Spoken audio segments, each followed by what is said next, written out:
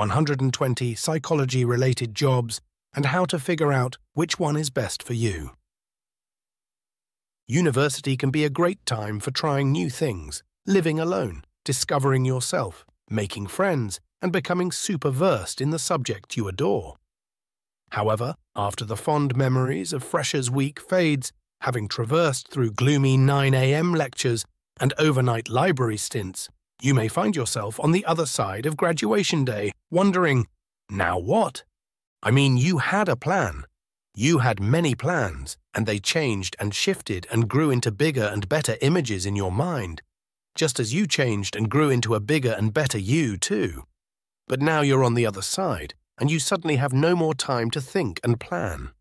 You need money, and more importantly, you need to start putting your degree to some good work before too much time has gone past, so that you still look desirable to employers. So what do? You check out this guide. But first, grab a piece of paper and a pen.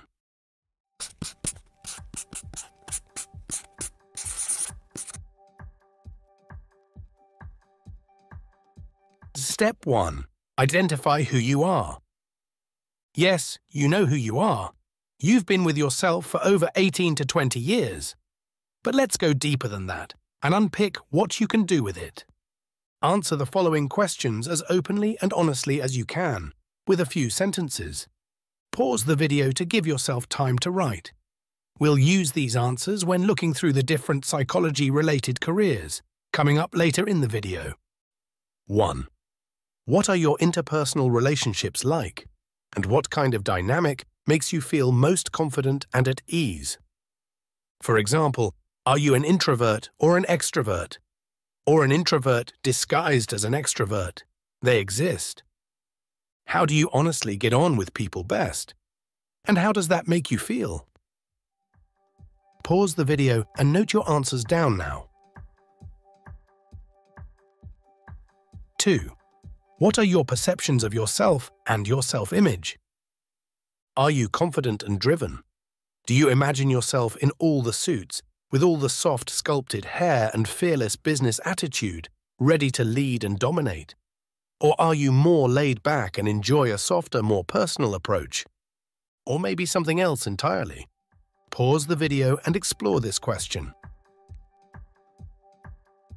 3. In 10 years' time, when you are working in your future field, what does the vision of future you look like? And more importantly, what does it feel like? Do you want to climb the ladder within a particular vocation? Do you want to earn a lot and move somewhere amazing, away from where you grew up? Are children part of this picture? And if so, how do they fit in with this lifestyle and version of you? Do you want to become your own boss or have multiple different roles over time? What kind of pace of life excites or scares you? Tear away the glitz and glam of what you could achieve for a second, because you can achieve anything, but that won't necessarily make you happy or be sustainable in the long run if you honestly aren't that kind of person. What do you think, realistically, will give you a lifestyle that will honestly make you feel happy, useful, and fulfilled? Are you someone that doesn't deal well with stress and long hours, or does that make you feel empowered and driven? These are things to think about. Pause the video to unpack this. 4.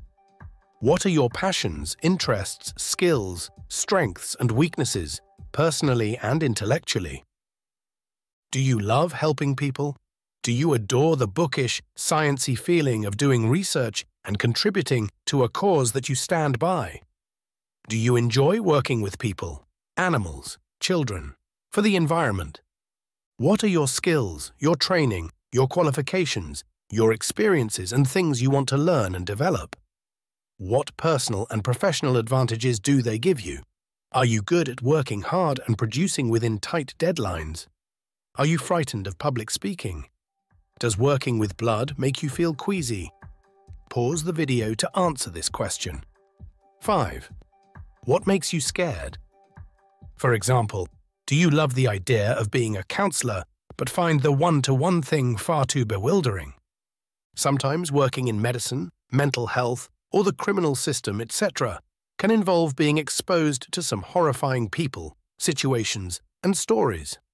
Are these things that you are honestly going to be able to cope with whilst remaining neutral and non-judgmental?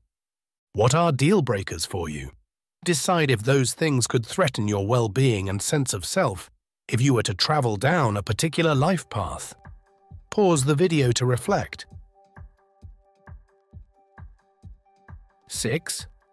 What makes you excited?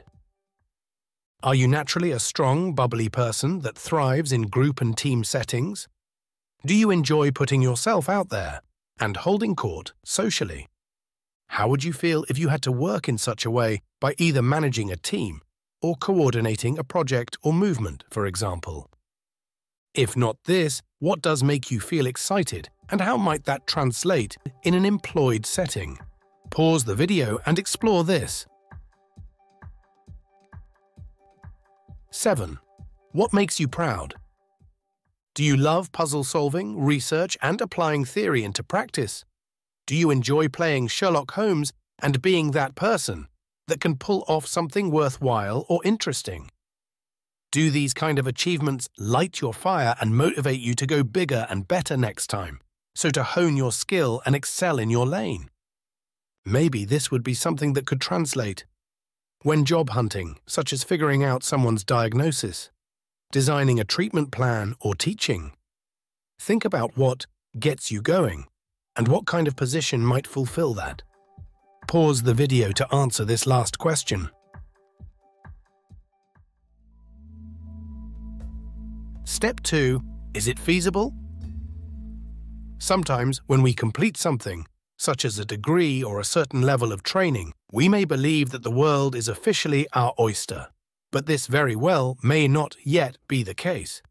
For example, you may not yet have your driving license, meaning that certain further away jobs are out of your reach. Or you may need to take on a further qualification, such as a master's degree. Can you afford this? How is the funding set up? If you can't afford it, is it your only option in order to get a particular job? Or are there other routes? Do some research on that. Phone or email your target company and ask them for advice and options. Alternatively, you can reach out to your old university and request guidance and support about how to get to that next step. Write a list of what you feel might now be feasible and/or what else you might need to do and how you might pursue this. This can be as vague as you need. Over time, you can make this more concrete and specific as you progress. Step 3. Your CV. If you have your target job laser-focused and clear in your mind, then great. You can start constructing your CV with all your experience and training in a relevant tone for that nature of industry. However, if you are unsure about what you would like to do, then do the following. 1. Identify a minimum of 4 different types of position you would like to apply for. For example, a teacher, well-being practitioner, mental health nurse, etc. Make a list of these things. We have included a list of 120 different psychology-related jobs at the end of this video, if you aren't sure and want some inspiration. 2. Research online for ideas of what transferable skills you may have gained from your previous experiences and training, and bullet note them down. 3. Research online the practical and transferable skills your 4 different positions are looking for in a candidate.